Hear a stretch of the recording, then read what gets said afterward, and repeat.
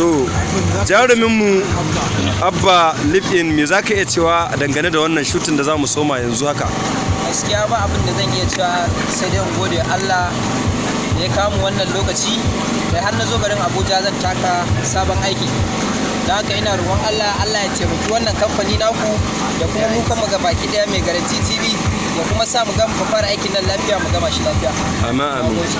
Madalla. Ga kuma mai makeup ya zaki ce daga wannan jarumi da kika yi makeup dinsa a wannan lokaci? Sai dai fatan alkhairi kawai kuma Allah ya sa a gama aiki lafiya kalau. Amin. Kamar da yadda kuka sani ita ma jaruma ce kuma za ta taka rawar gani a cikin wannan fim din mai suna Cakwakiyar Soyayya. Ga kuma ɗayan jaruminmu wato AS Cizo shi ma dai muna tare da shi ba a bashi a baya ba.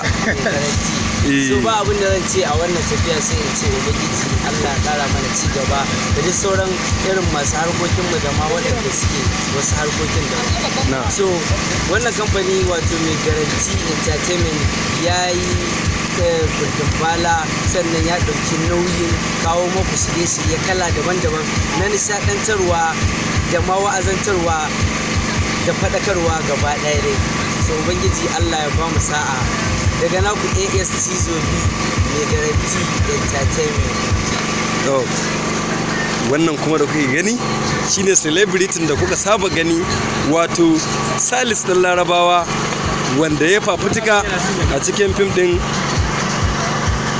a cikin series ɗin Tsuntsun Ƙauna kuma gashi yau shi ma zai taka rawar gani a cikin fim ɗin Cakwakiyar Soyayya wanda mai Garanti Entertainment